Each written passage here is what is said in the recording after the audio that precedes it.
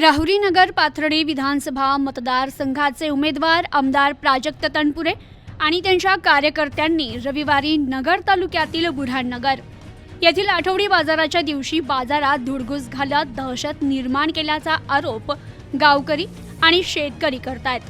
तर आमदार प्राजक्त तनपुरे यांच्या प्रचारार्थ बुऱ्हाणनगर येथे प्रचार फेरी काढण्यात आली।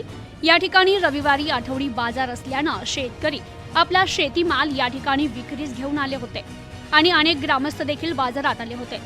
दरम्यान आठवडी बाजारात मोठी गर्दी असतानाही आमदार प्राजक्त तनपुरे यांची प्रचार फेरी तेथे आली आणि प्रचार फेरीत काही वाहनं आठवडी बाजारात शिरली।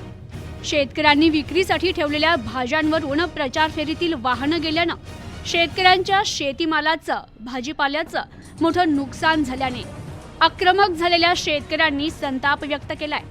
तर आमदार तनपुरे आणि त्यांच्या कार्यकर्त्यांनी दहशत करत आठवडी बाजारात धुडगूस घातल्यानं येथील गावकऱ्यांनी देखील आपला रोष व्यक्त केलाय।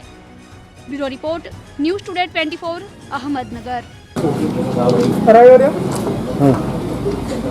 हे तनपुरेची गाडी आमच्या बाजारात आली, भाजीपाला घेऊन बसलो तर त्यांची गाडी त्यांच्यामुळं आमची भरपूर नुकसान झाली। कांदे वांगे काय जे असं सगळं त्यांनी गाड्याच घातल्यामध्ये विधानसभेच्या आमदारकीच्या इलेक्शनसाठी काल परवा रविवारी राहुरीचे प्राजक्त तनपुरे त्यांच्या कार्यकर्त्यांचे बुऱ्हाणनगर येथे सभा घेण्यासाठी आले होते। त्यांनी देवीच्या मंदिरामध्ये त्यांनी सभा घेतली। सभा त्यांची व्यवस्थित पार पडली। त्यांनीच आणलेल्या कार्यकर्त्यांसोबत आमच्या गावातील अवघे 2 व्यक्ती त्या कार्यक्रमाला सुद्धा नव्हते।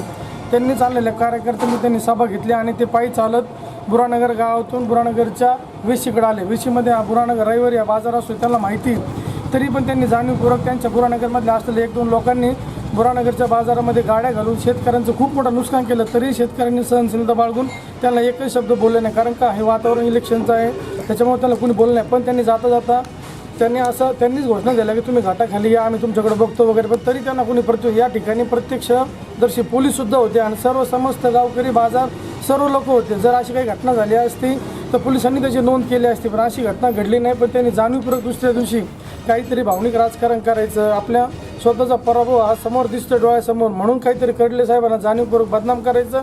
बुऱ्हाणनगरमध्ये येऊनच अशी घटना का घडली असं त्यांनी त्याच वेळेस त्यांनी का नाही लगेच पत्रकार परिषद घेतली? संध्याकाळी 7 वाजता तर घटना घडली होती, तर त्यांनी 7-7:30ला का नाही पत्रकार परिषद घेतली? का नाही पोलीस स्टेशनला फोन केले?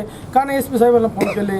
तुम्ही तर स्वतः आता विद्यमान आमदार आहेत ना, पण जाणीवपूर्वक काहीतरी अफवा पसरवायच्या, काहीतरी अफवेतून भावनिक राजकारण करून काहीतरी मतांसाठी रडायचं। आता साधारण CRPFच्या महिलांना स्वतः आमदार फोन करतो की तुम्ही प्रचार करू नका, तुम्ही कडले साहेबाला मतदान करू नका। एवढं खालच्या स्तराचं राजकारण तुम्ही करता हे आमच्या सारख्यांना कुठंतरी पटत नाही।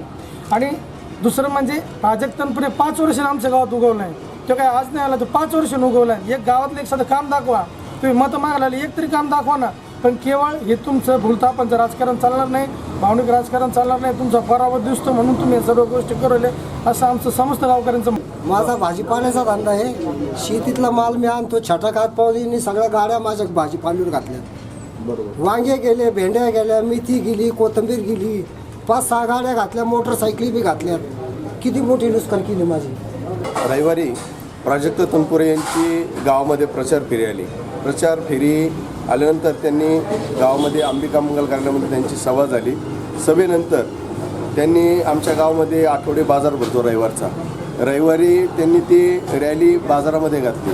त्यानंतर शेतकऱ्यांचे त्यामध्ये मोठ्या प्रमाणात नुकसान झाले, विविध मालांचं नुकसान झालं, शेतकऱ्यांची धावपळ झाली। त्यानंतर त्यांचे कार्यकर्ते असणारे एकमेकांच्या गळ्यात बळच पंच टाकायला लागले, बळच आरडाओरडा करायला लागले। त्या ठिकाणी आमच्या कार्यकर्त्यांवर की आमचे पंचे काढून आमच्या गाडी टाकले असे खोटेनाटे आरोप करायला लागले। यात फक्त एकच दिसून येतं का तनपुरेंना सांगायचं की राजकारण हे राजकीय दृष्टीनेच करायचं आहे। यात खोटेनाटे आरोप करून कुठल्याही प्रकारे हे तरुण पिढीवर असे खोटेनाटे आरोप करून भावनिक मुद्दा करून आपण प्रचार फेरी अशी करायची नाही आणि आपण या ठिकाणी तो मुद्दा करून जे असेल ते राजकीय दृष्टीनेच करायचं आहे असे खोटेनाटे आरोप करून कुठल्याही प्रकारे आपण काही करू शकत नाही। तुम्हाला तुमचा पराभव हा दिसून येत आहे। त्यामुळं तुम्ही हे खोटेनाटे आरोप करतात, यात मुद्दा नाही आहे. प्राजक्त तनपुरे साहेब, तुम्ही राजकारण हे राजकीय दृष्टीनेच करा, मग बघा काय होतंय. आमचे साहेब दिवस रात्र कष्ट करून या ठिकाणी उभा आहे. तुम्ही तोंड कधी दाखवलं आम्हाला? आज काल प्रचार फेरी तोंड दाखवलंय. काही होणार नाही. आमचा विजय निश्चित आहे हे तुम्हाला दिसून येत आहे. त्यामुळे तुम्ही हे खोटेनाटे आरोप करत आहात. तुकाराम बापू दांडगे काकुरवाडीवरून भाजीपाला घेऊन विकायला आलो होतो गुरुनगरला. रविवारी बाजार भरतो. बाजार भरायच्या वेळेस त्यांची रॅली देवीच्या मंदिरापासून सरळ आतून बाजारात आली. बाजारात आल्यानंतर त्यांचे आरडाओरड आणि घोषणाबाजी चालू होती. घोषणाबाजी झाल्यानंतर त्यांच्या मागे 4-5 गाड्या होत्या. त्या गाड्या त्यांनी बाजारातून घातल्या. बाजारातून घातल्यानंतर त्यांनी भाजीपालाचा विचार न करता माझ्या भाजीपालाची नुकसान केली. मेथी, कोथिंबीर, टमाटे, वांगे यांची नुकसान केली. ती नुकसान भरपाई कोण देणार हा प्रश्न निर्माण होतो. त्यांनी ही करायला नव्हतं पाहिजे. मी स्वतः पायाने अपंग आहे. मी काय 2 नंबर धंदा करीत नाही. मी स्वतः शेती करतो आणि भाजीपाला मार्केटला विकायला नेतो. मी पुरानगरचा सरपंच रावसाहेब कडिले. मी असं सांगू इच्छितो की रविवारी आमच्या गावात प्राजक्त तनपुरेची रॅली आली होती आणि इथं आमच्या गावात रविवारी बाजार भरतो. खूप मोठ्या प्रमाणात बाजार भरतो. आता त्यांनी काय केलं, सगळे खोटेनाटे आरोप केले आमच्यावर. कारण की इथं सगळ्या गावचे शेतकरी बाजारात भाजीपाला घेऊन येतात. भाजीपाला घेऊन त्याला डोक्यावर घेतलं आणि आमच्या भाजीपाल्याचं एवढं नुकसान केलं आणि तेच आमच्यावर आरोप असा करतात का आमचे पंचे घेतले आणि आमच्या गाडीत टाकले. आम्हाला काय करायचं? आमचा जो राजकारण आम्ही असं खोटं नाटक कधीच करीत नाही. आमच्या आम्हाला पहिल्यापासून आमच्या साहेबांची अशी शिकवण आहे, आपल्याला भांडणं वगैरे कोणासंग करायचे नाही. आपल्याला लोकशाही पद्धतीने राजकारण किंवा लोकशाही पद्धतीने इलेक्शन काढवायचं आहे. त्यांनी खोटे नाटे आरोप केले कारण की इथं पोलीस होते.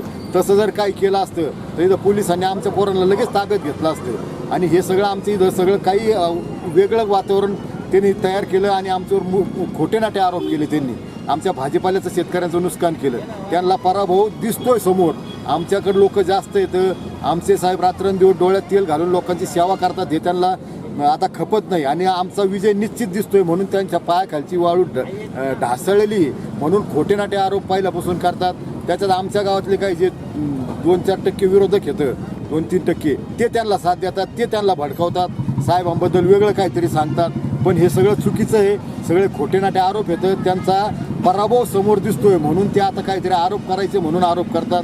आमचं राजकारण एकदम शुद्ध आहे आणि आम्ही पण गावचा सरपंच आहे. मी सुद्धा आमच्या मुलांना किंवा पोरांना सगळ्यांना सांगत असतो की आपल्याला भांडणं करून किंवा कोणाला त्रास देऊन आपल्याला इलेक्शन काढवायचं नाही. आपल्याला लोकशाही पद्धतीने आपल्याला लोकांचा विश्वास महत्त्वाचा आहे आणि विश्वासाने आपल्याला निवडणुकीला जिंकायची. कारण की आम्ही प्रत्येक गावात जातो. एवढी साथ आहे आम्हाला का आमचा विजय हा निश्चित आहे म्हणून त्यांच्या पायाखालची वारू ढळली. आणि आम्ही जर त्यांचे पंचे किंवा त्यांना गाडीतून ते म्हणतात आमच्या ड्रायव्हरला गाडीतून ओरडलं तर इथं पोलीस होते ना समोर. त्या पोलिसांनी आमच्या पोरांना अटक केली असतील लगेच. पण तसा काहीही प्रकार घडला नाही आणि हे खोटे नाटे आरोप करतात. त्यांचा पराभव समोर त्यांच्या दिसतोय म्हणून हे खोटे नाटे आरोप करतात. एवढे बोलून माझे 2 शब्द संपवतो.